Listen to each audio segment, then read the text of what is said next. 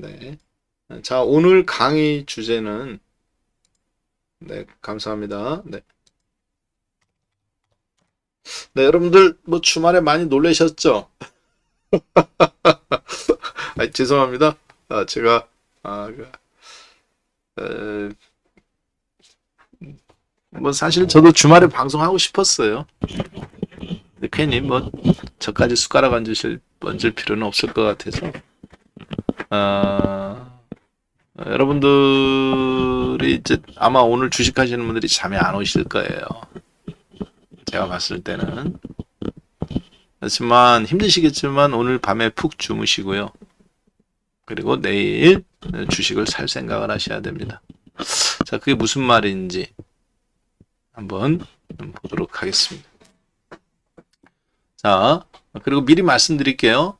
강의 내용과 무관한 불필요한 뭐 정치 이야기라든가 종교 이야기나 혹은 자신의 시장 관점, 제 강의와 무관한 본인이 뭐 생각하는 이상한 종목이나 시장 관점을 이야기하시는 분은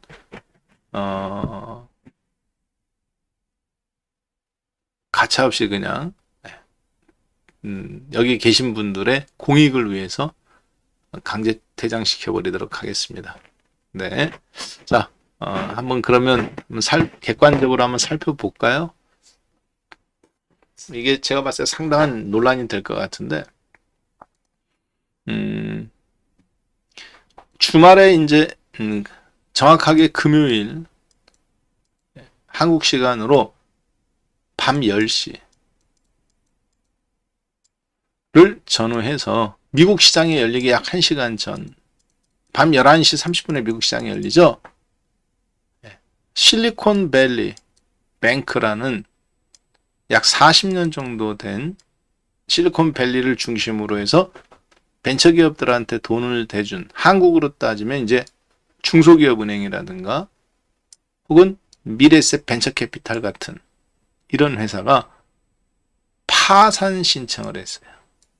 자발적 파산이긴 한데 실질적으로 리먼 사태, 2탄하고 너무 똑같습니다.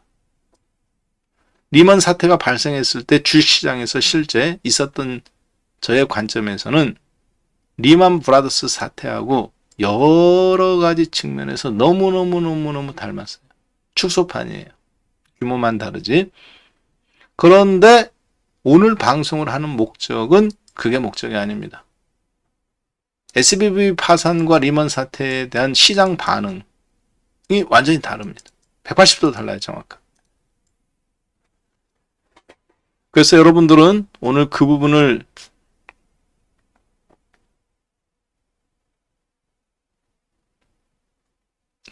정확하게 객관적인 팩트를 중심으로 해서 시장이 어떻게 반응이 달랐는지를 확인한 다음에 내일 주식시장에서 어떻게 여러분들이 대응할 것인지 한 주간 동안 오늘 그러한 인사이트를 얻어가시면 될 것 같습니다.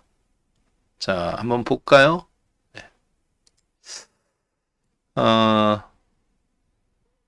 객관적인 팩트만 한번 먼저 보죠. 예.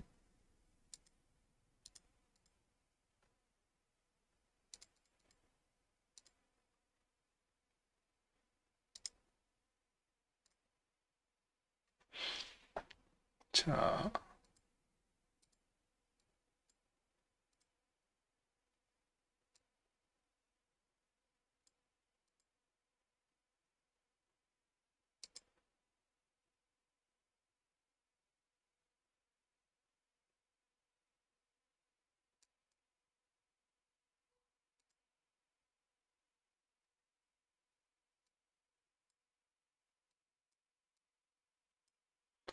자 보겠습니다.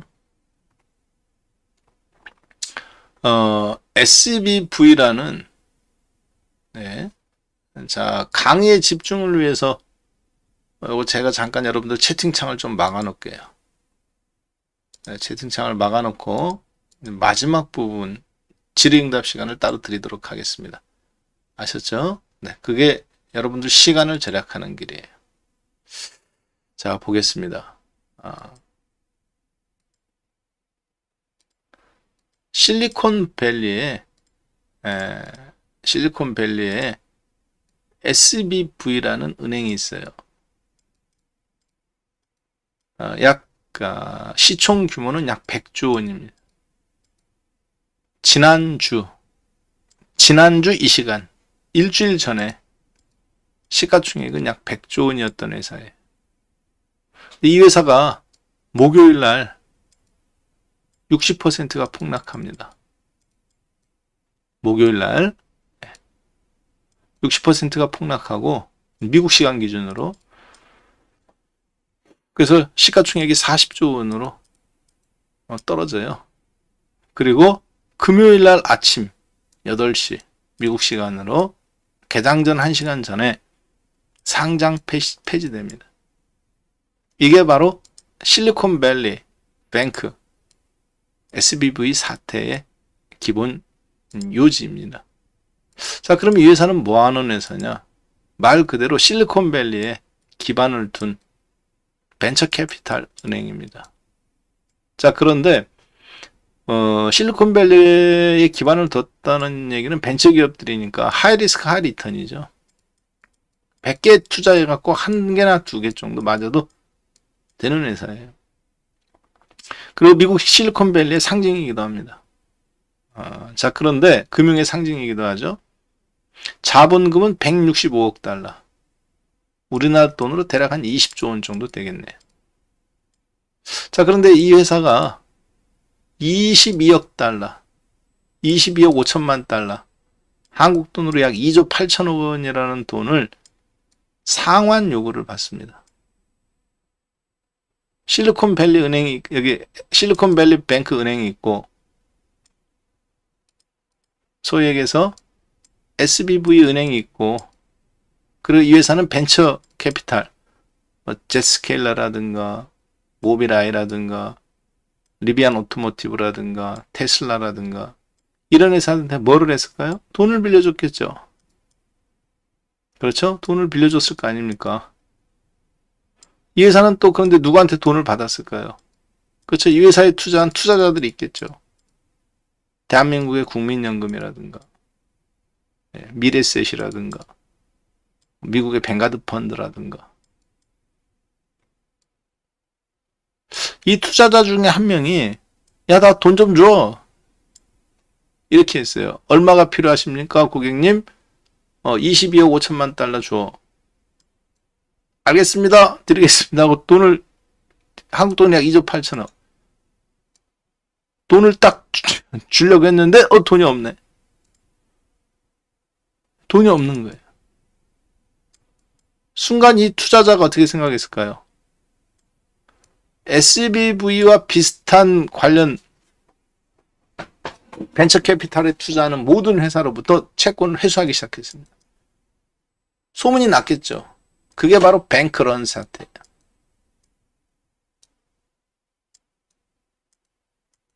은행에서 돈을 뺀다는 겁니다. 런! 도망가. 돈을 찾은 거예요. 돈을 찾는데 돈을 못 대니까 어떻게 돼요? 거래 정지된 겁니다. 그러니까 인출 중단 사태가 나왔다고요. 그래서 주가가 60% 폭락하고 일단 거래 정지. 그게 몇 월이었느냐? 금요일 날, 한국 시간으로 금요일 날 새벽.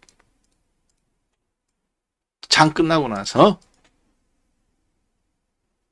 그리고 이제 목요일 날, 금요일 날 한국 시간으로 금요일 12시간 있다가 한국 시간으로 금요일 날 밤 10시 11시 30분에 미국 시장이 열리는데 밤 10시 30분 10시를 전후해서 이 회사가 상장 폐지가 돼버립니다. 파산 신청됐다는 거죠. 불과 7시간 만에.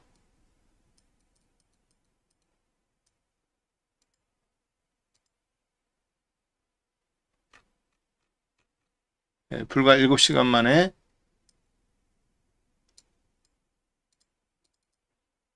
상장 폐지가 돼요. 굉장히 빠른 시간이에요. 실제 시간을 고려해보면 제가 봤을 때 한 5시간 협상 들어가고 뭐하고 대책 세우고 한 5시간, 4시간 만에 바로 상장 폐지한 겁니다. 정말 속전속결이죠. 황당하기도 하겠지만 겉으로는 뉴스로는 이제 자진 파산인데 실질적으로는 그렇지 않죠. 미국 정부가 강력하게 개입을 한 겁니다. 자, 자본금 165억 달러. 한국 돈으로 약 한 20조 원 정도. 채권 손실액. 근데 막상 뚜껑을 열어보니까 그래서 회사 실사를 해보니 151억 달러가 사실 손실이에요. 채권에 투자한 금액에서 151억 달러가 손실입니다. 19조 6천억 원. 165억 원에서 손실, 채권에 투자한 151억 원을 손실을 정리해봤더니 남은 돈은 얼마냐? 14억 달러. 한국 돈으로 약 1조 8천억만 남아있는 겁니다. 90%를 까먹은 거죠. 자기 자본을. 뭐에 투자해서? 주식에 투자해서? 아닙니다. 채권이라는 것이 중요합니다. 주식 투자한 게 아니에요. 채권 투자한 거예요. 미국의 국공채 그리고 각 회사들한테 내 돈이 165억 달러인데 119억 달러가 손실이에요. 아니 참 151억 달러가. 남은 돈이 이제 이거밖에 안 남아서 10분의 1밖에. 근데 이것도 지금 깡통인 거지 사실. 뱅크런 사태가 만약에 그 채권 회수를 어떤 회사가 하지 않았다면 밝혀지지 않았을 부분이죠.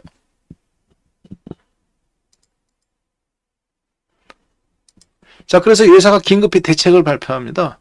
하루 만에. 뭐라고 대책을 발표하냐? 유상증자를 하겠다. 우리가 아직 가진 돈이 있고 건실하니까 40년 동안 버텨왔고 시가총액이 40조 원 되니까 유상증자를 한 10조 원 정도 하면 5조 원에서 10조 원 하면 우리 살아날 수 있다 이렇게 얘기를 해요. 그런데 그러고 나서 12시간 24시간 안에 파산된 겁니다. 사실. 신용등급 강등되고. 자, 잘 들으십니다. 굉장히 심각한 사태예요. 어느 정도 심각하냐? 리만 브라더스 사태 이후에 처음 겪어보는 은행의 파산입니다. 물론 사이즈는 달라요. 리만 브라더스는 역사가 100년이 넘는 역사였고 미국의 픽5 대형 인베스트먼트 뱅크였습니다. 자, 그렇지만 원리는 똑같습니다. 채권에 투자했고 각종 파생 상품에 투자했는데 그것이 손실을 입었다. 시장 변동성에 제때 대응하지 못해서. 그리고 그 손실이 눈덩이처럼 불어나가면서 거기에 연결되어 있는 AIG 보험이라든가 많은 회사들을 줄도도 단련시켰다. 그러다 보니까 미국에 예치되어 있던 돈들을 사우디 왕자도 찾고 대한민국의 국민연금도 돈을 찾아가고 그러면서 미국 전체에서 달러가 이탈하는 은행에서 돈이 초당 10억 달러씩 빠져나가는 그게 서브프라임이죠. 그것의 시발점이 된 거죠. 리만 브라더스가. 첫 번째 여진이 온 거예요. 그리고 나서 6개월 있다가 서브프라임이 터진 거고. 자, 지금 SBV 사태는 그런 면에서 리만 브라더스 사태하고 너무 비슷합니다. 어느 정도 비슷하냐? 혹시 리만 브라더스 사태 때 주식을 하셨던 분들은 기억하실 겁니다. 목요일 날인가 리만 브라더스 사태가 터졌어요. 그리고 나서 월요일 날 미국 정부가 발표합니다. 리만 브라더스 파산. 그런데 파산 발표하기 하루 전날 일요일 날인데 주식시장이 열렸어요. 일요일 날인데 주식시장이 열렸다고요. 모든 주식시장이 열린 게 아니라 리만 브라더스만 거래할 수 있는 말 그대로 월요일 날 파산 발표를 결정을 하니 일요일 날 3시간인가를 열어줍니다. 리만 브라더스만. 그래서 주식을 정리할 수 있는 시간을 줬어요. 그때. 기억하실지 모르겠습니다. 깡통난 주식을 팔 사람은 팔고 살 사람은 사게. 다음날 파산할 거니까. 근데 이걸 이제 인수를 할 수도 있으니까, 살아날 수도 있는 기대감이 있으니까 10분의 1 토막, 100분의 1 토막 난 주식이 거래가 됐다는 거죠. 근데 이게 왜 굉장히 이례적인 현상이냐면, 그렇게 행정명령으로 대통령이 해줄 수는 있습니다. 근데 일요일 날 아침에 그때 회의를 해서 결정한 거예요, 이게. 금요일 날, 토요일 날 미국 각계 강요들이 모여서 논쟁을 한 끝에 결론이 월요일 날 파산이었고, 일요일 날 아침에 1차, 2차, 3차인가 회의 때 일요일 날 한 다음에 결정을 한 거죠, 오후에. 그래서 3시간인가 거래 시간을 줍니다.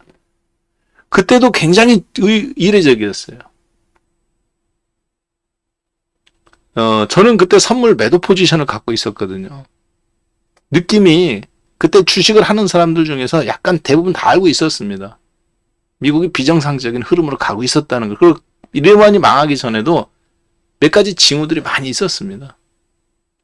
자, 그런데 일요일 날 거래되는 거는 처음 봤었어요.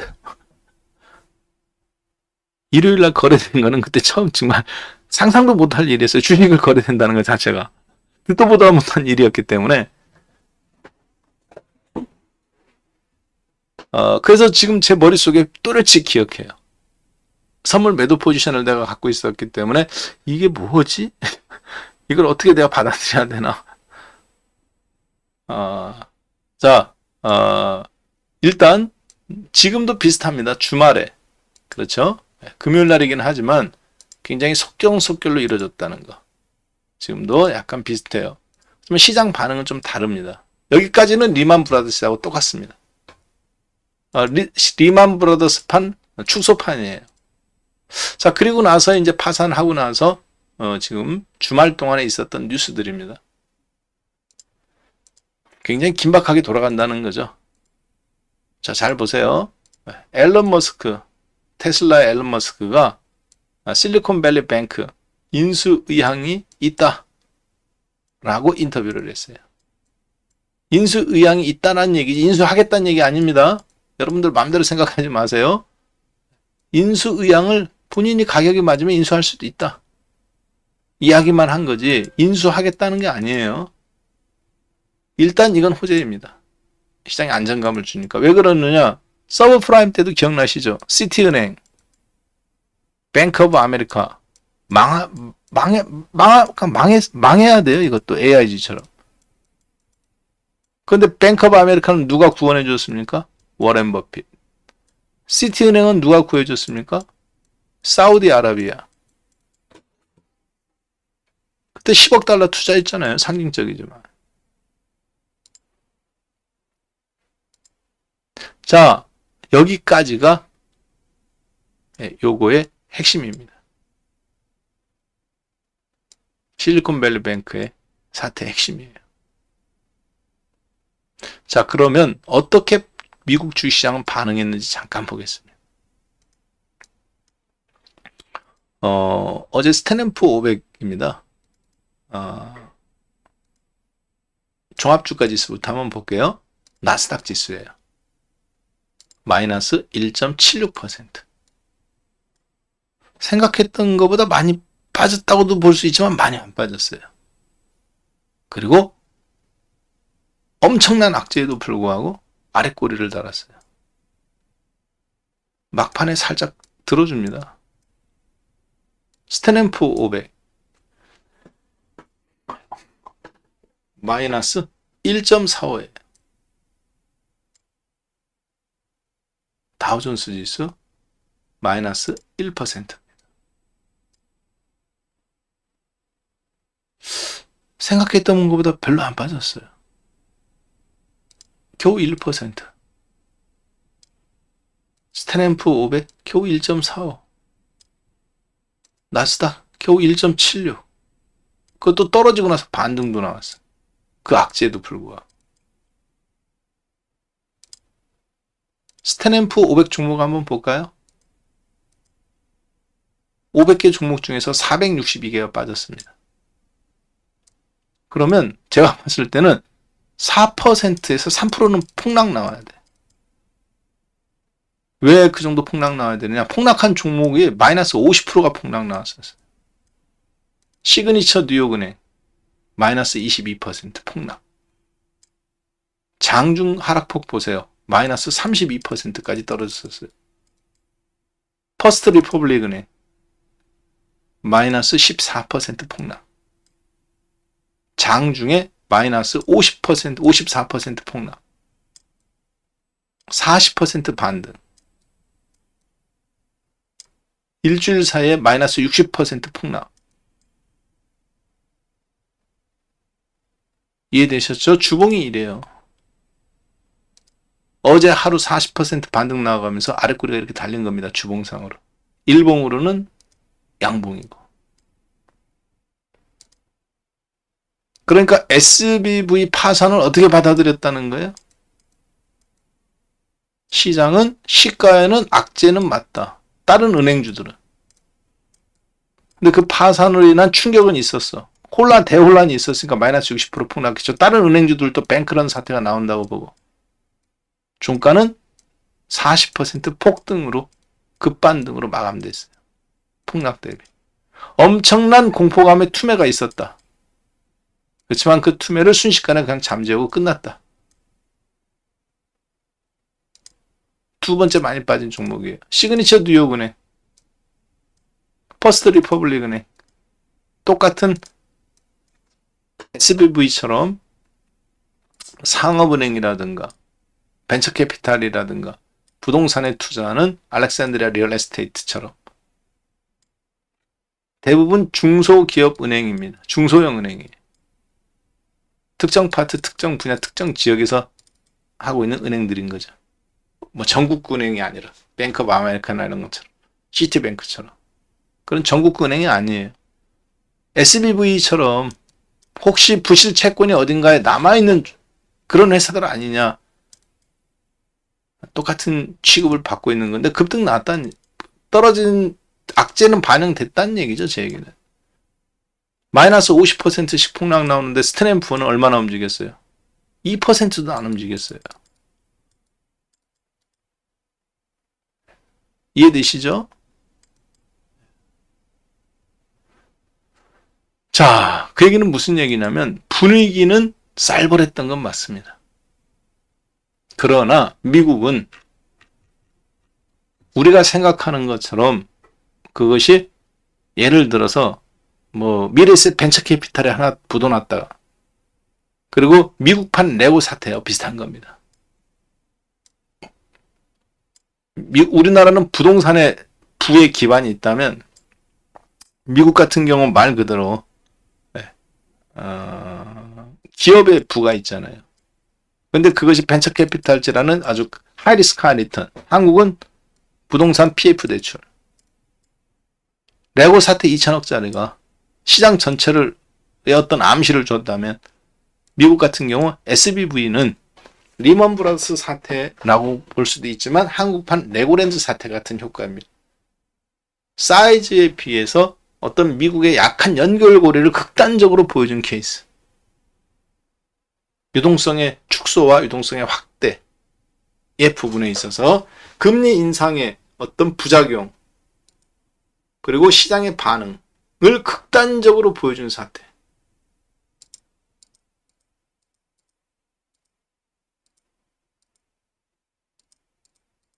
미국 정부의 기준금리 인상 0.75, 0.75, 0.75, 0.75, 0.5, 0.2. 0.75를 4번 올려가면서 순식간에 4.5까지 폭등시킬 때 그 와중에서 채권 부실,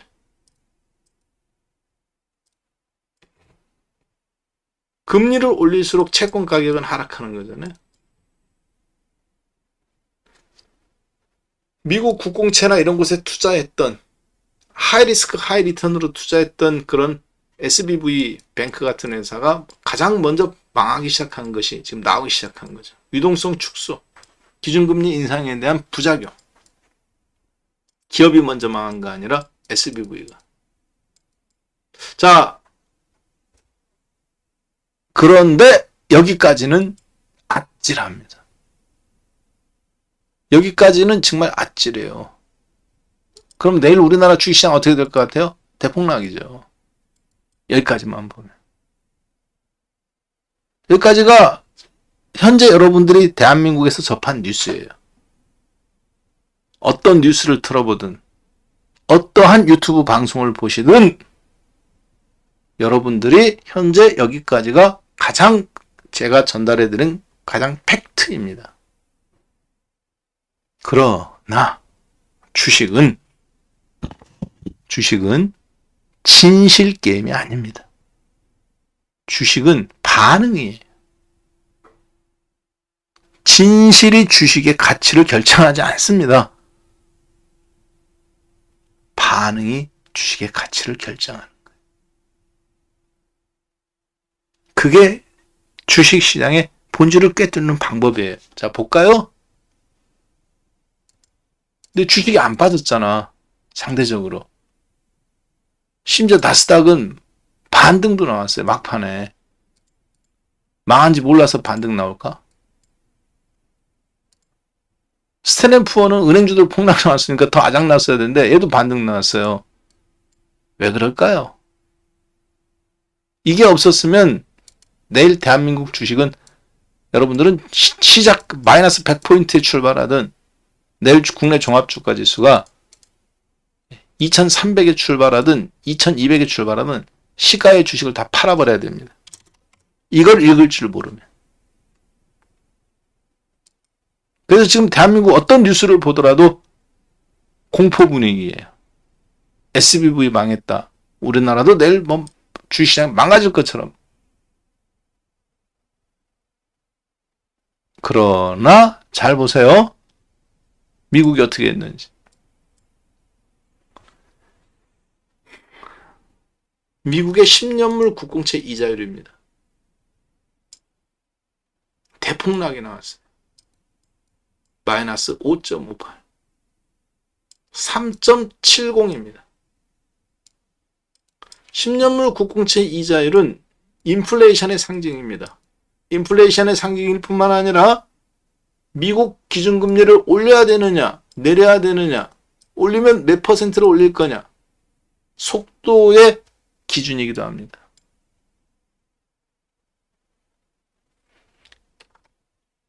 뿐만 아니라 2년물 국공채 이자율은 3월 22일 날 미국 시간 기준으로 금리를 FOMC 금리에서 몇 퍼센트를 올릴 거냐, 0.5를 올릴 거냐, 0.25를 올릴 거냐 하는 온도계하고도 똑같은 거예요. 6% 폭락했어요. 서브프라임 이후 최초로 5%까지 올라갔다가 어제 대폭락 나왔습니다. 그 얘기는 무슨 얘기입니까? 주식의 스탠앤푸어가 1.45밖에 안 빠진 이유이기도 합니다. 호재라고요. 아랫골이 달린 이유라고 얘기해. 왜 그럴까요?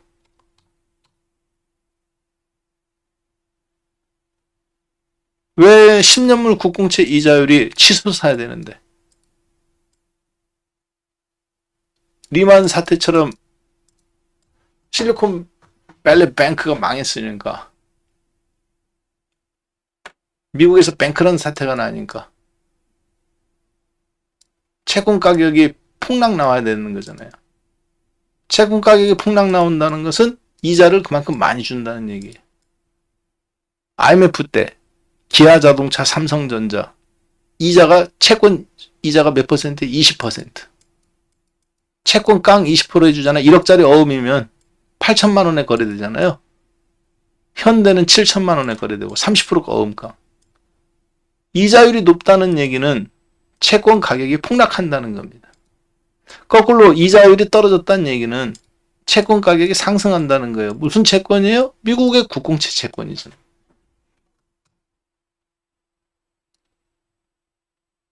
시장은 왜 이렇게 반응한 걸까요? 이게 바로 여러분이 오늘 야간 수업, 박한샘의 야간 수업 방송을 듣는 이유입니다. 여기까지는 그냥 뉴스예요. 여기까지는 지식으로 하는 게임이라는 얘기죠. 뉴스라는 거는.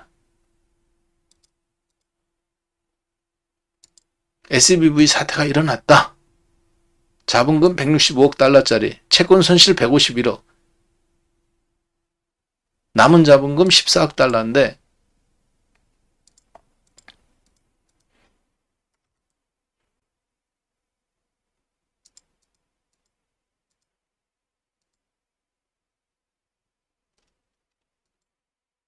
예.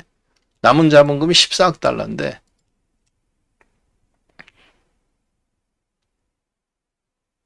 그래서 이 회사가 부도가 났다. 뭐 그런 얘기죠. 소수점이 예.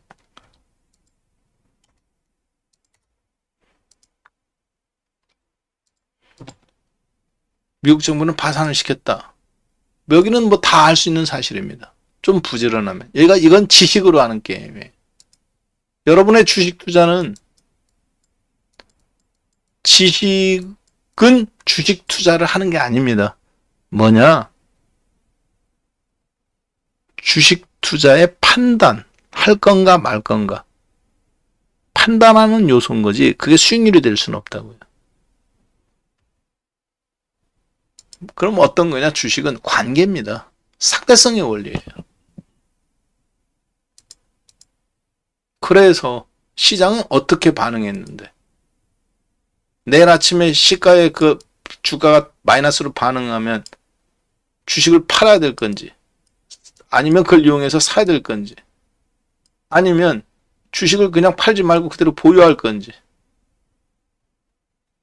어떤 주식 투자를 결정하는 요소는 뉴스가 아닙니다. 뉴스로 하는 게 아니에요. 반응으로 하는 겁니다.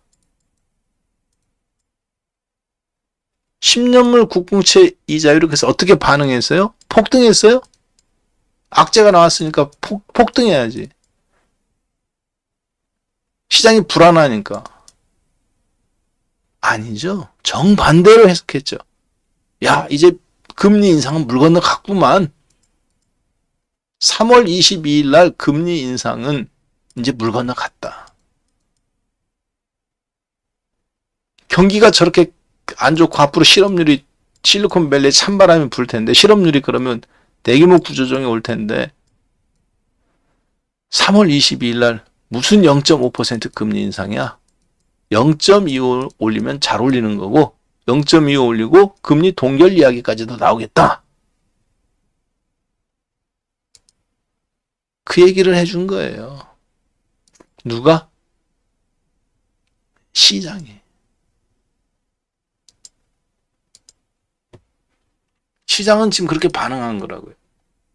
국공채, 10년물 국공채 이자율은.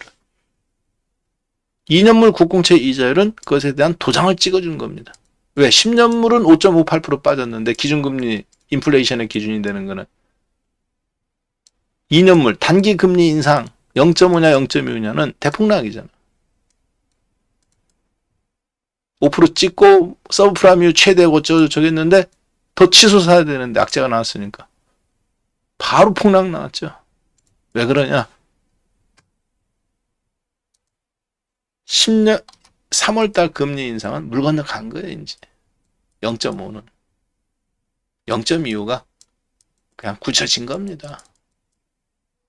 그리고 10년 금리 동결 5월달에 금리 동결 이야기까지 나오지 않겠나? 주식시장도 그래서 대폭락이 나오려다가 멈춘 겁니다. 사실 10년물 국공채 이자율을 보니까 이거 뭐지? 시장이 왜 저렇게 반응하지? 달러 인덱스도 폭등이 안 나왔잖아요. 리만 브라더스 사태는 어때요? 야, 믿을 건 달러밖에 없어.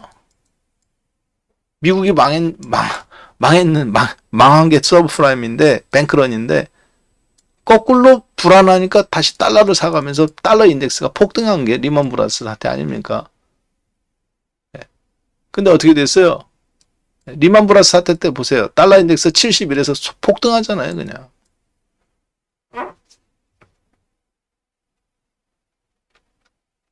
서브프라임 때 떨어졌다가 그대로 치솟아 버리죠. 우리나라도 어때 그때 환율이 800원에서 1600원까지 폭등하죠. 강만수 환율이라 갖고 1300원까지 갔다가 서브프라임 터지니까 1680원인가까지 2000원 간다는 얘기가 있었죠. 거꾸로 얘기하면 달러 인덱스가 폭등해야 되는 건데 가치가 떨어졌다니까요. 자, 여러분들한테 안심하라고 하는 얘기가 아닙니다. SBV 사태를 가볍게 생각하라는 얘기가 아니에요. SBV 사태는 심각한 사태입니다. 리만 브라더스 사태 이후에 미국의 통화정책, 리만 브라더스 사태 2007년도 이후에 15년 만에 미국의 금융정책에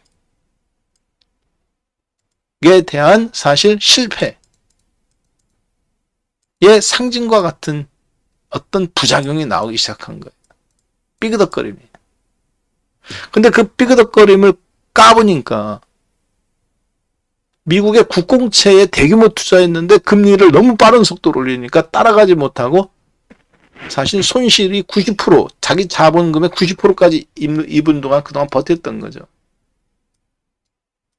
대규모 손실을 입은 거예요.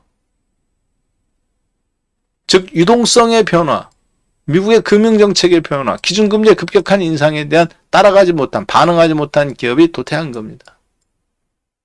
유동성을 풀어줬다가 유동성을 회수하는 과정에서. 그것이 리만 브라더스 사태였다면 파생을 일으킨.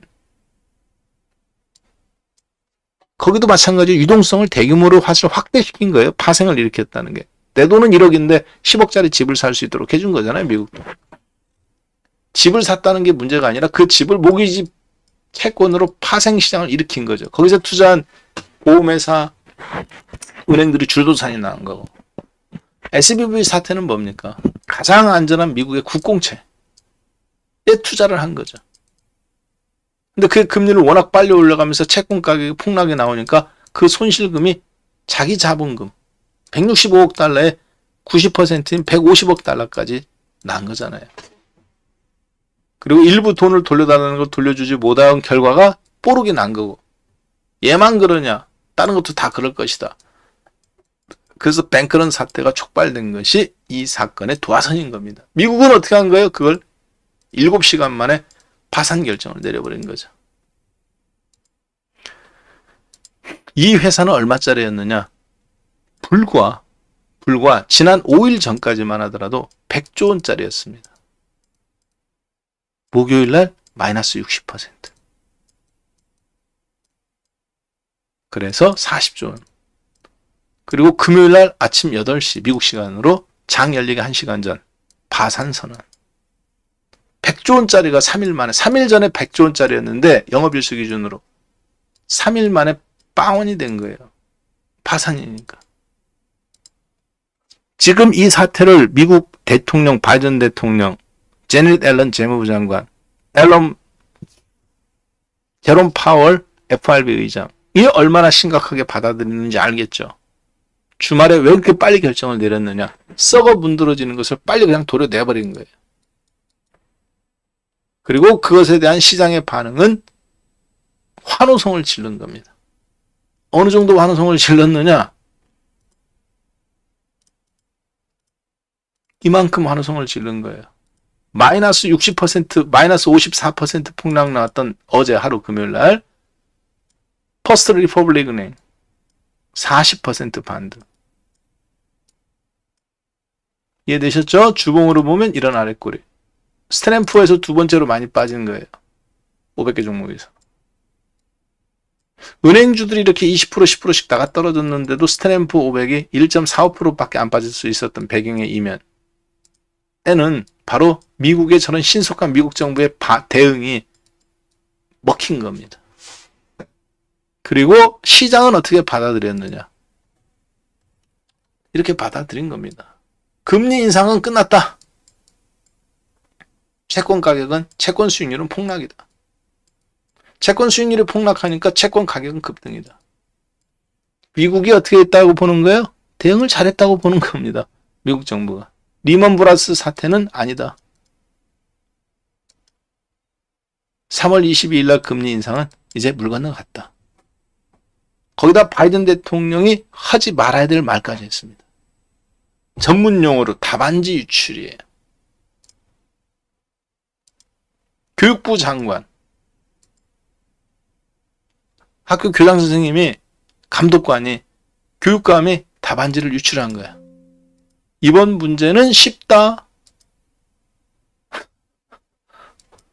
이번 문제는 쉬운 쪽에다 포커스를 맞춰야 돼. 난이도가 높지 않아. 교육감, CPI 지수가 발표가 아직 안 됐는데 CPI 지수가 좋을 것이다 이야기했죠. 좋을 것이다는 무슨 얘기? CPI 지수가 높다는 게 아니라 CPI 지수가 낮게 발표될 거다. 5%대로 떨어질 거다라는 암시를 줬죠. 그러면 8개월 연속 CPI 지수의 하락이죠. 인플레이션 잡았어. 뱅크런 사태로 인해서 실업률 폭등. FRB가 원하던 미국의 인플레이션을 드디어 완전히 불씨를 싸그러뜨린, 싹둑 잘라버린. 그것이 바로 달러 인덱스의 하락, 10년물 국공채 이자율의 급등, 급락. 이해되셨죠? 시장은 그렇게 반응을 했어요. 자, 따라서 여러분들이 지금 시장에서 뉴스를 갖고 반응하는 사람은 사실 아마추어입니다. 그거는 누구나 다 할 수 있는 거예요. 영어만 조금 보면, 블룸버그 뉴스나 CNBC 뉴스를 보면 다 알 수 있는 사실이야. 1시간 전에 아느냐, 1시간 뒤에 아느냐 일 뿐이지. 뉴스 발표하고 나서. 해석이 어떻게 되느냐. 그래서 시장은 어떻게 반응했느냐. 시장은 어떻게 반응했습니까? 지금 다 안 된다고 그러죠. 큰일 났다고 그러죠. 10년물 국공채 이자율은, 수익률은 급락했어요. 주식시장이 폭등하는 쪽에 베팅을 했다고요, 지금. 달러 인덱스도 꺾였어요. 주식시장이 폭등하는 쪽에 지금 돈은 베팅했다고요. 왜 폭등하는 쪽이냐? 금리 3월 달에 못 올린다는데 지금 시장은 베팅한다니까. 인플레이션이 이제 끝났다는 선언한 거하고 똑같은 거예요. 누구 덕분에? SBV 덕분에. 기폭제가 된 거야. 뭐의 기폭제? 인플레이션에 대한 불씨가 끝났다. 그동안 미국인들이 실업률이 늘지 않아가지고 CPI 지수는 떨어짐에도 불구하고 인플레이션은 잡힌 줄 알았는데 금리를 계속 쳐올린다고 FRB는 이야기했는데 노동시장이 워낙 견고했으니까 경기가 침체하지 않는다는 확신이 있으니까 불황 없는 그런 형태가 아닙니다. 근데 이 SBV 사태를 통해서 가속화가 된 겁니다. 뭐에 가속화냐? 인플레이션 끝났다. 캐나다처럼 금리 인상 이제 끝났다. 시장은 그렇게 받아들인 겁니다. 어제 미국 정부의 그런 행위를. 조기 SBV 파산 선언에 대해서. 앞으로 이 SBV를 앨런 머스크나 누가 인수할 수도 있습니다. 그렇지만 그거는 그냥 그 뉴스에 해당되는 건 저희가 알 길이 없는 거예요. 다만 이런 사태가 있었음에도 불구하고 미국 시장에 그런 신속한 화재 진압이 있었음에도 때 미국 10년물 국공채 이자율은 급락. 3월 22일 금리는 없다고 선언한 거하고 똑같습니다. 이게 중요한, 가장 제가 봤을 때 주식시장 5% 빠졌다. 그게 중요한 게 아니에요. 이거에 따라 지금 미국 시장은 왜 실적 장세가 아니라 금융 장세인데 그 금융 장세 이 금리를 올리느냐 내리느냐에 따라 지금 주식이 앞으로 본질적으로 회복하느냐 못하느냐인데 SBV 사태 덕분에 금리 동결이 조기 선언된 겁니다, 사실. 0.25% 그리고 동결. 3월달, 4월달 주식시장이 순간적이지만 강력한 모멘텀이 발생하는 어떤 방아쇠를 당겨주는 겁니다. 아이러니하게도 가장 썩어 문드러진 부분이 조기에 발견해서 신속하게 수술을 해버림으로써 속전속결로 주변으로 전이 되는 걸 막은 거죠.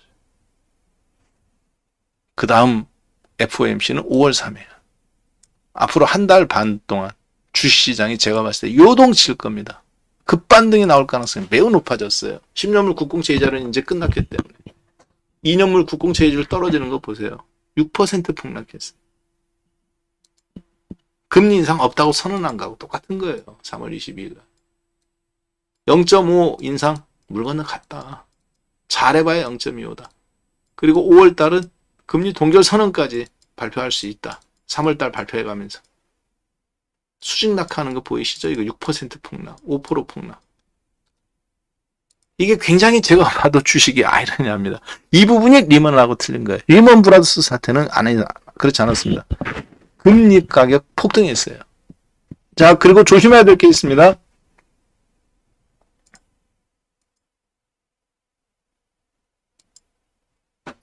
뭐를 조심하냐? 잘 보세요.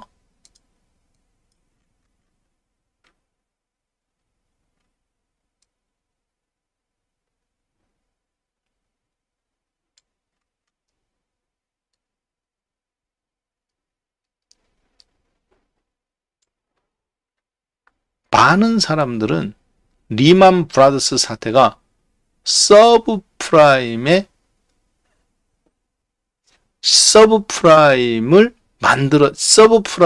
리먼 브라더스 사태 때문에 서브프라임으로 주가가 대폭락이 나왔다고 생각합니다. 백두산 화산이 폭발해서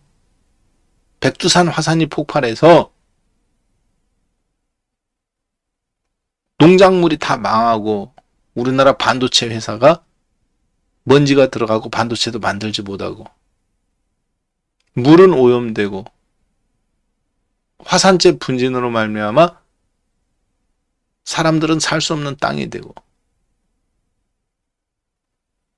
백두산 화산 폭발 때문에 일어난 현상이겠죠. 자, 그러나 백두산 화산이 폭발하기 전에 어떤 전조 증상이 있어요? 지진이 일어난다든가. 그렇지만 지진 때문에 화산재가 폭발한 건 아니잖아. 전조 증상이지. 무슨 얘기냐면 리만 브라더스 사태가 사람들은 서브프라임을 만들어서 주가가 대폭락이 일어났다고 생각해요. 이렇게. 이런 대폭락이 리만 브라더스 사태 때문에 서브프라임이 2008년도에 일어났다고 생각합니다. 얘가 서브프라임이죠. 1576포인트였던 스탠포드 500 지수가 반토막이 나와서 666포인트로 반토막이 난 거. 이게 서브프라임입니다. 이때 서브프라임이라는 단어가 등장하죠. 이때는 등장 안 해요. 이때도 등장하지 않습니다. 그럼 이때 등장한 게 서브프라임일까요? 여러분은 어떻게 생각하십니까? 1576포인트였던 스탠포드가 666포인트로 반토막이 났어요. 여기에서 여기까지 마이너스 50% 넘게. 그런데 1번이 서브프라임이다. 2번이 서브프라임이다. 아니다. 3번이 서브프라임이다. 4번이 서브프라임이다. 서브프라임의 전조 증사가 1번이겠습니까? 2번이겠습니까? 3번이겠습니까? 4번이겠습니까? 한번 눌러보세요. 몇 번이라고 생각하십니까? 1번이라고 생각하는 사람 1번 누르시고 2번 누르시고 3번 누르고 4번 눌러보세요. 몇 번이라고 생각하세요? 네, 유튜브로 보시는 분들은 못 눌러주십니다. 서브프라임이라는 단어는 이때 발생했어요. 주가가 한참 떨어진 다음에 대폭락이 나오기 시작하니까 서브프라임이다. 2008년도 가을에 나왔단 말이에요. 그 전에는 서브프라임이라는 단어가 안 나왔습니다. 폭락이 나오고 나서 나온 거지. 자, 1번 2번, 3번, 4번 어디가 서브프라임일까요? 왜 어떤 게 시발점일까요? 1번이 시발점이다, 2번이 시발점이다, 3번이 시발점이다, 4번이 시발점이다. 4번은 결과인 거죠, 서브프라임이. 얘는 결과죠. 3번이나 2번이나 1번 중에서 전조증상이 있었던 거겠지. 시발점이겠지. 원인이 됐겠지. 얘는 결과예요, 서브프라임은. 자, 잠깐 한번 볼까요? 자, 그러면 1번이 전조증상이 될 수 있을까요? 신고점이 여기였는데 1550포인트. 그래서 떨어졌다가 신고점을 돌파 나왔는데 전조증상이었다면 원인이 서브프라임의 원인이었다면 신고점을 돌파할 수 있을까요? 얘가 1번인데 묘하게도 이게 리만 브라더스 사태입니다. 자, 다시 한번 여기가 1550포인트예요. 리만 브라더스 사태가 언제 일어났느냐? 이게 리만 브라더스 사태예요. 1500포인트에서 1550포인트에서 1370포인트까지 떨어졌던 이때. 요게 리만 브라더스 사태입니다. 리만 브라더스 사태 터지고 바로 서브프라임 왔어요? 아니죠. 신고점 돌파 나와요. 한 달, 두 달, 사태 터지고 한 달 빠지고 두 달 올라가서 신고점 돌파 나옵니다. 대한민국으로 따지면 종합주가지수가 2000포인트였는데 2100포인트까지 올라가는 거예요, 다시.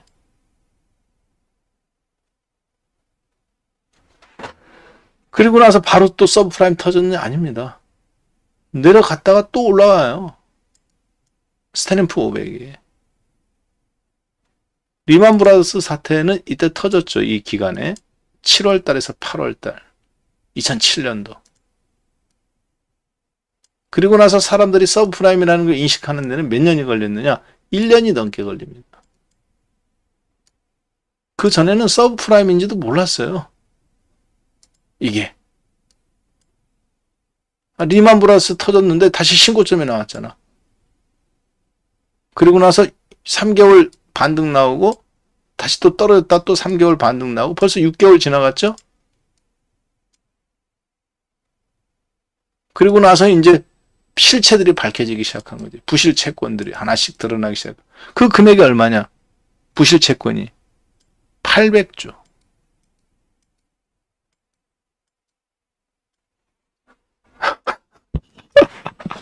하느님이 보유하사 대한민국 만세. 왜 제가 얘기했는지 아세요?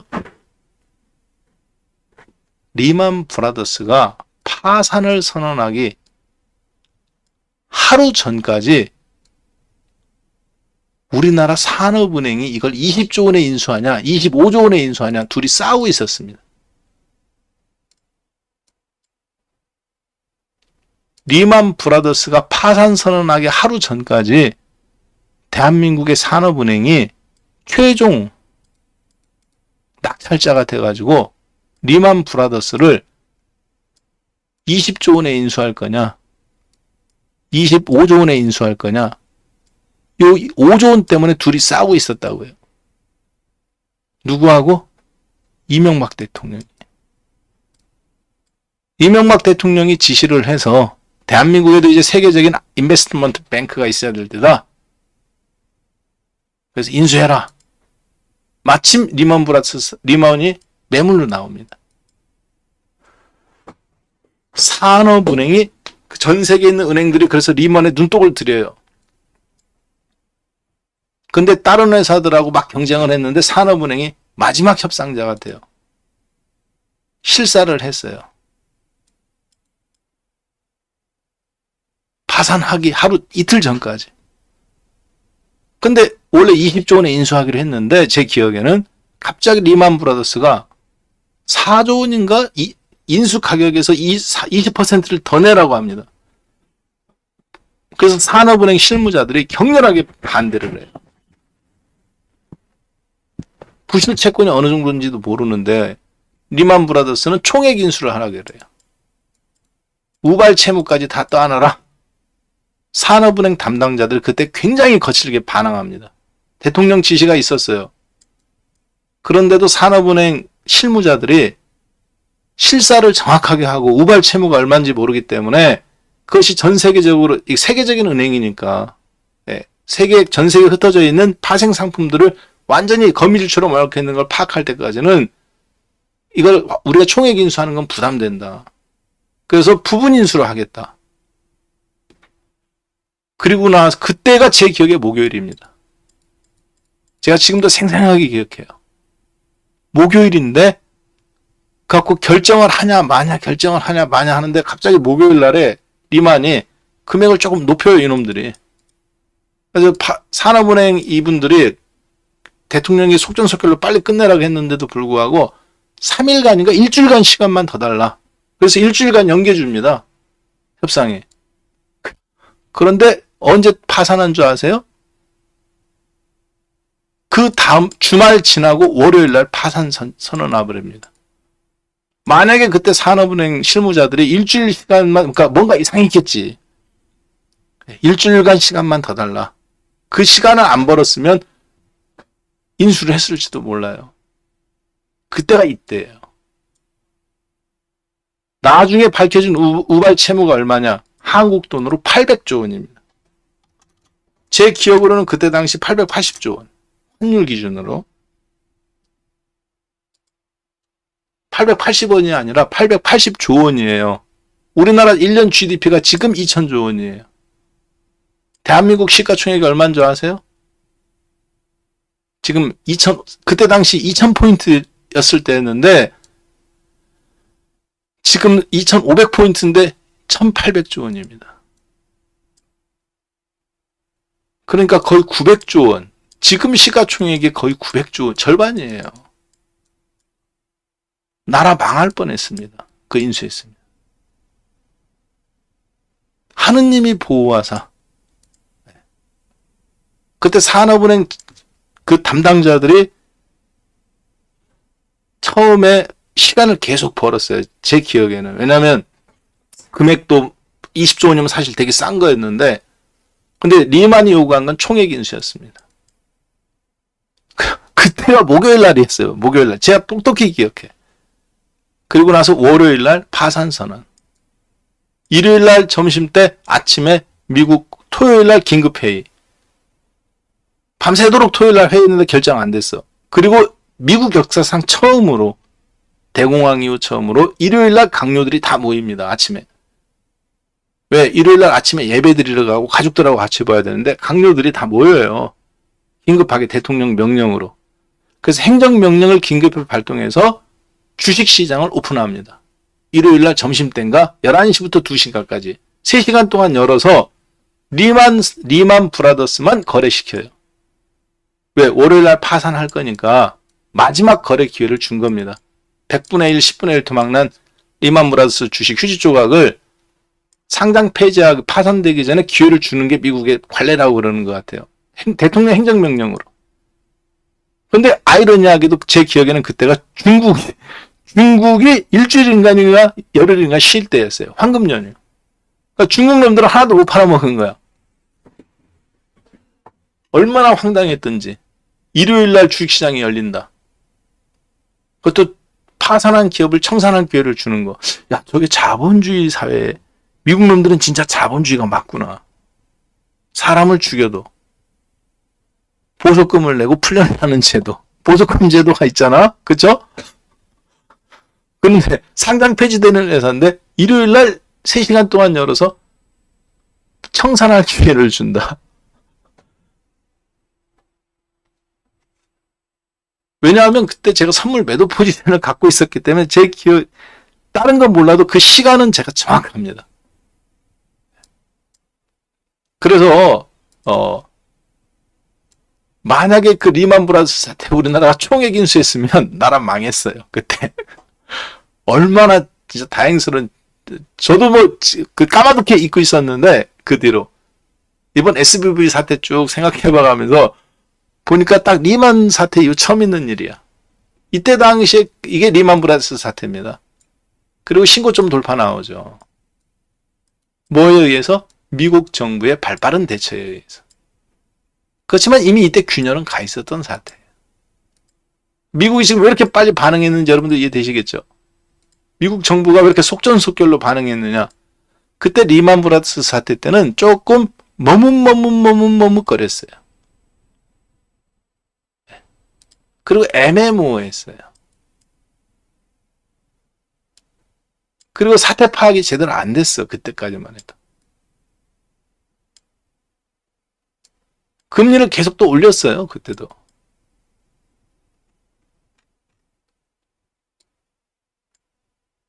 이게 서브프라임이에요.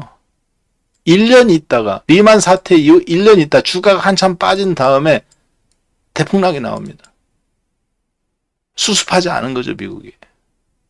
제대로 된 금융정책을 펼치지 못한 거예요. 이번에는 굉장히 속전속결입니다. 그러면 이게 본질적인 문제가 해결된 거냐? 속전속결로 이거 파산시켰다 해가지고. 아닙니다. 여전히 여러분과 저는 뭐하고 싸우고 있는 거예요? 이게 본질이에요. 유동성 회수. 제롬 파월이죠. 지금 이게 유동성 회수에서 일어나는 현상들이란 말이에요. 본질은 아직 해결 안 됐어요. 다만 시장의 반응이 리만 사태하고는 좀 완전히 다릅니다. 10년물 국공채 이자율이 폭락, 채권 가격 폭락, 2년물 폭락, 금리 인상 없다는 얘기지. 그때는 미국이 금리 인상을 계속 0.25씩 계속 했어요. 그럼에도 불구하고. 그 결과가 이거지. 자, 좀 이해가 되셨는지 모르겠네요. 그래서 3월 22일 날 SBV 사태 덕분에 3월 22일 날 금리 인상은 0.5% 금리 인상은 물 건너갔다.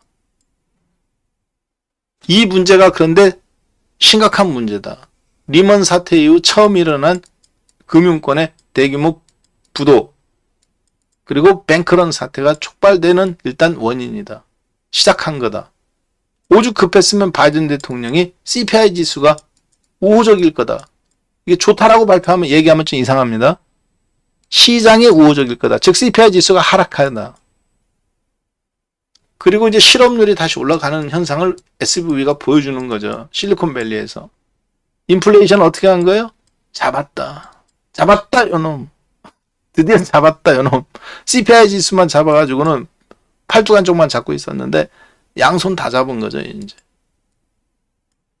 그래서 제가 내린 결론은 이렇습니다. SBV, 실리콘밸리 뱅크의 파산 결정. 마이너스 60% 겨우 22억 달러입니다. 한국 돈으로 겨우 2조 8천억 밖에 안 돼요. 이거를 근데 부도 처리했다. 미국 정부가 신속하게 한마디로 돌멩이 하나 던진 겁니다. 어디에? 한강에다가 돌멩이 하나 던진 거예요. 미국 입장에서 보면. 근데 그 돌멩이 하나 던져서 뭐를 잡은 거예요? 그렇죠. 언제든지 넘칠 수 있는 한여름의 홍수를 잠재워버린 거예요. 다시 인플레이션의 씨앗이 들 수 있는 미국의 소비 욕구, 실리콘밸리의 그 퍼포먼스를 한순간에 다 잠재워버린 겁니다. 자, 잘 듣습니다. 그래서 주식시장이 폭등이 나옵니다. 그래서 금리 인상이 사실은 끝났다고 선언한 거예요. 3월 22일 날 금리 인상은 끝났다. 0.25% 올리고 5월 3일 날 금리 동결 가능성까지 제시가 된 겁니다.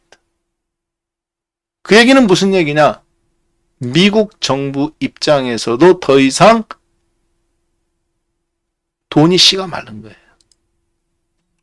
여기서 자꾸 금리 올리네, 인플레이션 올리네, 소비가 안 죽어갖고, 실업률이 안 죽어갖고, 10년물 국공채 이자율이 다시 또 4% 돌파 나오고, 2년물이 5% 터치하고, 2년물이 터치하는 건 괜찮은데, 얘가 4% 다시 올라가잖아요. 미국이 뭘로 막을 건데?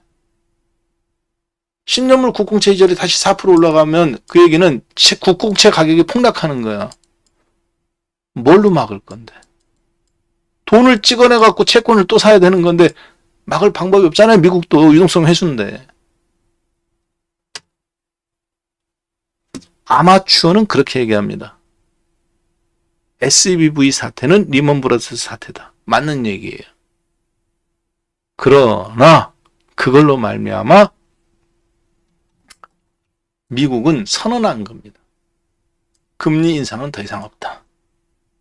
자기네들은 10년물 국공채 이자율, 시장 이자율이 급등함으로써 미국 채권 가격이, 국공채 가격이 폭락하는 거를 막을 수 있는, 채권으로 또 찍어서 채권을 사야 되는데 그거를 할 수 있는 힘이 없다. 더 이상 없다라고 사실 알고 있는 겁니다. 그래서 하나의 작품을 만드는 겁니다. 이해되셨죠? 실리콘밸리의 임금이 안 죽잖아요. 시간당 임금이 안 죽어. 죽어야 되는데. 채용 아예 안 해야 되는데 계속 채용이 일어나. 실업률이 3.4야. 3.7 갔다가 3.4. 4까지는 올라줘야 인플레이션을 잡은 건데. 굉장히 좋은 작품입니다. 한강에다가 돌멩이 하나 던지는 수준의 불과한 돈이에요. 요 22억 달러.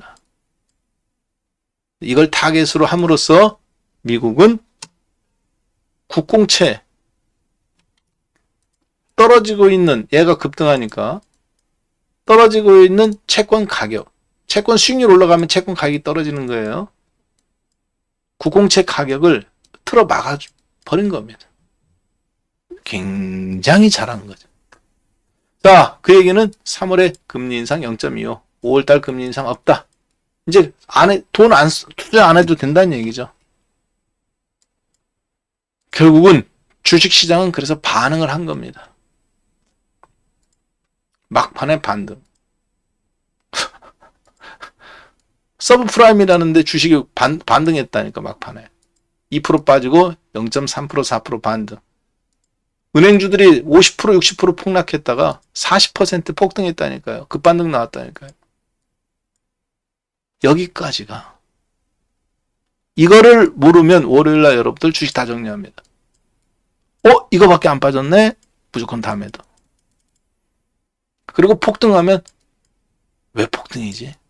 욕심내매매구만 하고 다시 또 남아있던 1억 중에서 5천만 원어치 주식을 또 팔기 시작해요. 올라올수록. 본질을 잘 생각해 보세요. 이제 드디어 5월달까지 모멘텀이 나온 거예요. 그거를 미국도 빨리 눈치채고, 네, 다 눈치챈 거예요. 자, 이해되셨죠? 월요일날 시가의 하락은 당연한 겁니다.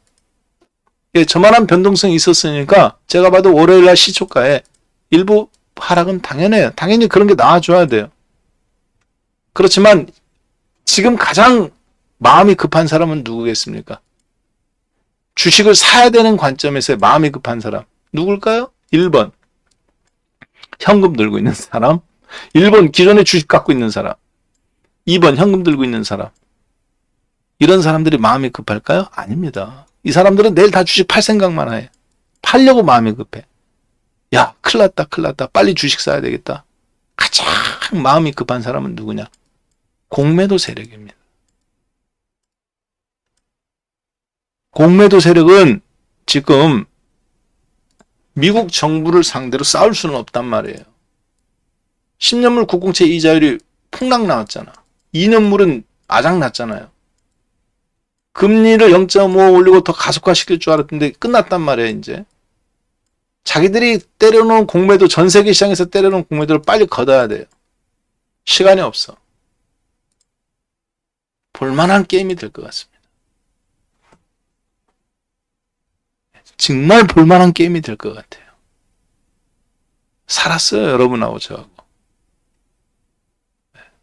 금리 인상 뭐 그거에 계속 그 유동성에 시달려가면서 아주 장기 박스권으로 갈 줄 알았는데 이제 드디어 3천까지는 모르겠지만 5월 달까지 한 2,700, 2,750 여기까지는 살아날 것 같습니다. 왜? 지금 장은 실적장이 아니에요. 금리 인상이 더 있느냐 없느냐, 금리 인상이 끝났느냐 안 끝나는 거지. 진짜 이제 그 다음에 나중에 무서운 게 오겠죠. 아까 보셨지만 리만 사태 이후 6개월 있다가 1년 있다가 서브프라임이 작용된 것처럼 우리나라도 연말에 올지 내년에 올지는 모르겠습니다만 그렇다고 본질적인 문제가 해결된 건 아니에요. 반등이 나온다고 해서. 왜? 이게 본질이잖아요. 미국이 유동성을 회수한다는 거. 그렇죠. 양적 긴축을 한다는 거. 이게 본질이잖아요. 그 양적 긴축을 하는 과정에서 뭐다? 달러 가치가 폭락하지 않고 10년물 국공채 이자율이 폭등하지 않고 인플레이션을 자극하지 않고 국공채 채권 가격이 폭락하지 않음으로써 미국의 지위가 계속 유지되게 만드는 거. 마치 한국전력으로 따지면 부채는 엄청나게 많은데 한국전력 채권 시장에서 발행했는데 아무도 입찰을 안 하면 안 되잖아. 흥행은 계속 성적이 나오게 만드는 것처럼 똑같은 원리예요. 지금 미국이 그걸 해내고 있는 거예요. 그렇죠? 미국 정부의 발행한 채권 가격이 떨어지지 않게 해가면서 인플레이션도 잡아가면서 달러 가치도 유지시켜가면서 달러 가치가 유지가 돼야 중국 놈들하고 싸워서 이길 거 아닙니까? 달러 가치가 폭락하면 미국도 끝장이잖아요. 달러 가치라는 게 결국은 뭐예요? 채권 가격이 폭락하지 않는 거예요. 채권 가격이 폭락하지 않는다는 것은 무슨 얘기냐면 10년물 국공채 이자율이 떨어져야 됩니다. 그래야 채권 가격이 올라가는 거니까. 채권과 이자율의 관계는 어떻게 해요? 반비례 관계잖아. 채권의 이자율이 올라가면 채권의 가격은 떨어진다. 반비례잖아요. 여러분도 마찬가지잖아요. IMF 때 이자 20% 주죠.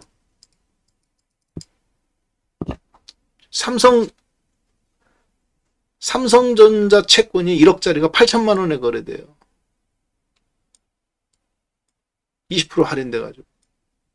지금처럼 요즘 경기 좋을 때는 어떻습니까? 삼성전자 1억짜리 채권이 3% 이자, 4% 이자 9,700만 원에 거래되는 거예요. 3% 이자라고 보면. 신용도가 좋을수록 이자율은 낮고 채권 가격은 높은 가격에 거래되는 거죠. IMF 터지고 그러니까 현대자동차 1억짜리 채권 들고 명동시장에 갔더니 30% 강화하잖아요. 7천만 원에 거래돼요. 아직 이해가 안 되면 신세계 백화점 상품권은 어떻습니까? 10만 원짜리가 97,000원. 엘칸토 구두 10만 원짜리 상품권 6만 원. 왜 10만 원짜리 똑같은데 신세계는 97,000원이고 엘칸토는 6만 원일까요? 엘칸토는 회사가 등급이 부실하잖아. 언제 망할지 모르잖아. 이해되셨죠? 미국 10년물 국공채 이자율이 높다. 5%에 거래되고 4%에 거래된다는 거는 그만큼 채권 가격이 폭락했다는 얘기입니다. 채권 가격이 폭락해갖고 미국 정부가 이걸로 먹고 살고 있는데 지금 이 채권 발행해가지고 100조 원을 찍어내면 할인율이 그러면 이자가 5% 4%면 90조 원밖에 조달이 안 되는데 국민연금 이거 사주겠어요? 안 사주지. 자, 미국 정부의 목적은 오로지 여러분들의 안정화나 주식 그런 게 아닙니다. 채권과 달러 가치를 유지하는 거예요. 현재로서는. 그래야 코로나 이후에 패권 전쟁에서 이기는 거니까. 자, 이해되셨나요? SBV 사태는 질병이 아닙니다. 희생양이에요. 누군가 하나가 피를 봄으로써 그것으로 말미암아 나머지 그룹 전체가 살아나는 거. 이해되셨죠? SBV가 그러니까 재단에 바쳐진 희생양이라고요.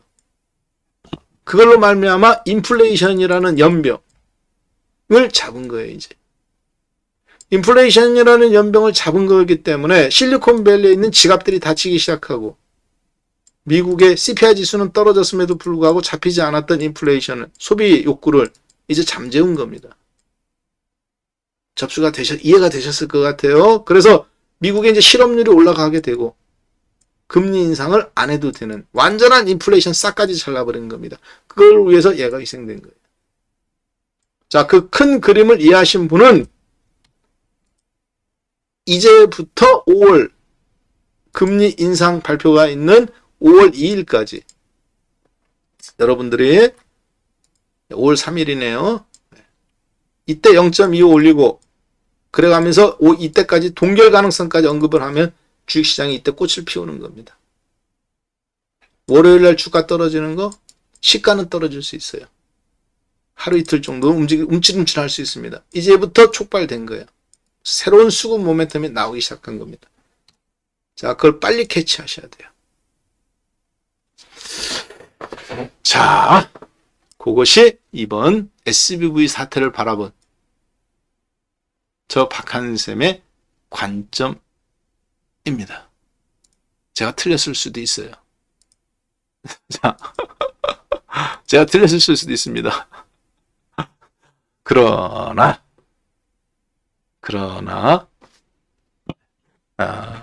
미국 주식시장은 올라가는 쪽에 반응을 했네요.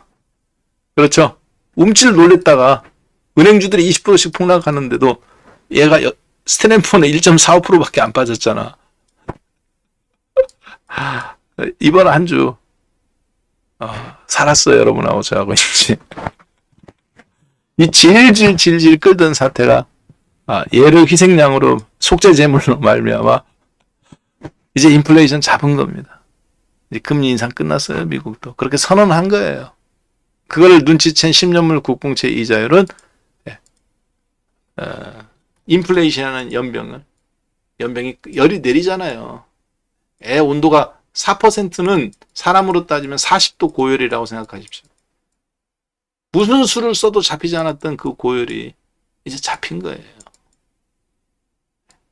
이해되셨죠? 네. 여러분하고 저하고는 이제 사는 겁니다. 몇 개월간 더 살을지는 모르겠습니다. 근본적인 인플레이션 아직 잡힌 건 아니야. 6개월 뒤든 3개월 뒤든 다시 촉발될 수 있어. 왜? 미국 정부도 알고 있어요. 그렇지만 특단의 대책을 제가 보니까 쓴 것 같습니다. 다시 인플레이션이 재발되면 안 되니까 실리콘밸리, 임금 그게 타겟이잖아요. 때려잡았죠. 성공했어요. 앞으로 3개월간은 먹고 살만할 것 같습니다. 살았어요. 네. 이게 바로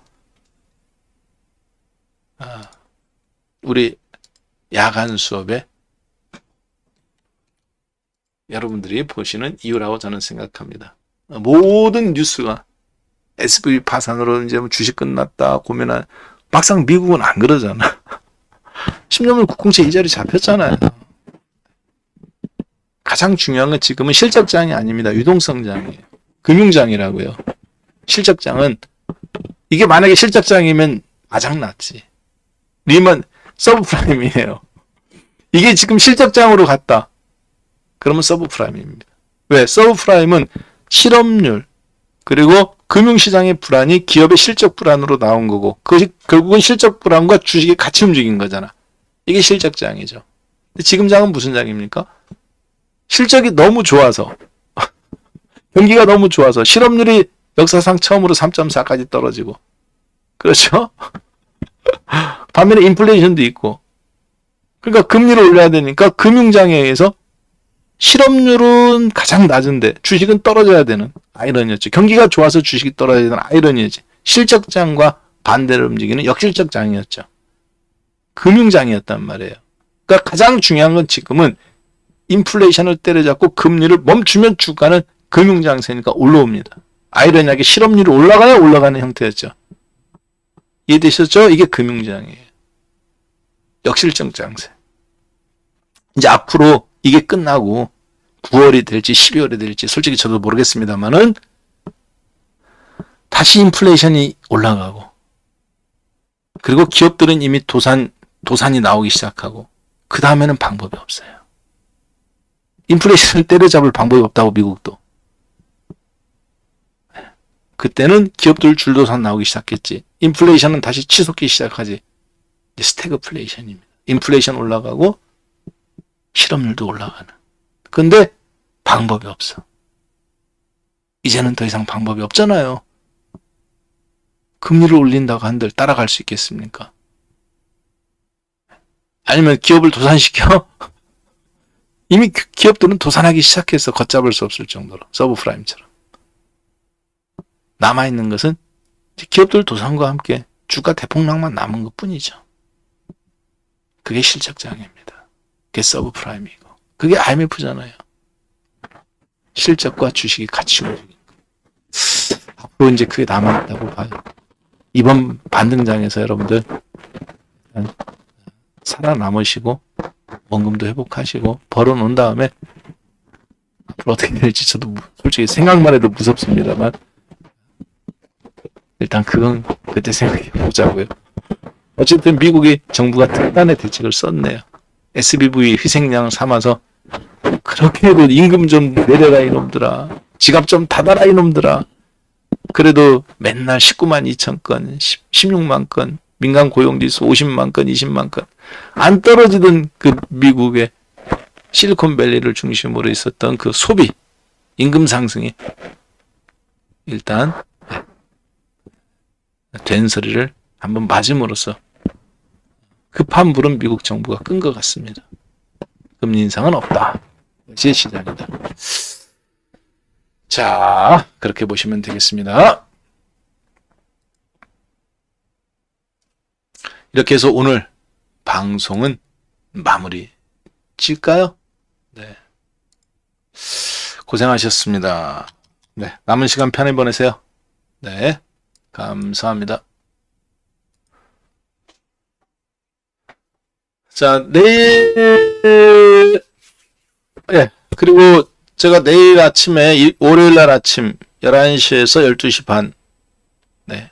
한국경제TV, 오늘장 뭐 사지에서 요즘 세력주 특강이에요. 종목들 아주 빠릇빠릇하죠, 요즘. 개별 종목 장세이기도 하고, 이런 장의 특징이 잘 나오기 때문에 좋은 종목들이 내일장 아침에 11시 정도면 폭락이 한번 나와 있을 것 같다. 매매하기 좋은, 딱 좋은 타이밍일 것 같네요. 그때 한번 실시간으로 종목들도 봐가면서 여러분들하고 한번 보면 재밌는 그런 시간이 월화 될 것 같습니다. 네, 감사합니다. 네, 편한 밤 되세요. 오늘 뭐 제가 봤을 때 내일 아침 걱정하느라고 잠 못 자셨던 분들, 네, 불안감에 의해서 잠 못 주무셨다가 설레임에 의해서 못 주무시는 하루가 되지 않겠나 싶습니다. 원래 주식이 그런 거예요. 네. 그러니까 아마추어들만 계속 당하는 거야. 아마추어들만. 내일 아침에 시가에 떠는 사람들만 사다리 걷어차기 당하는 거죠. 네, 여러분들은 그거를 그래서 본질을 꿰뚫는 힘이 있어야 됩니다. 뉴스에 연연하지 마세요. 네, 8877 눌러가면서 오늘 방송은 마무리 짓겠습니다. 네, 편한 밤 되십시오. 고맙습니다. 네, 감사합니다. 네.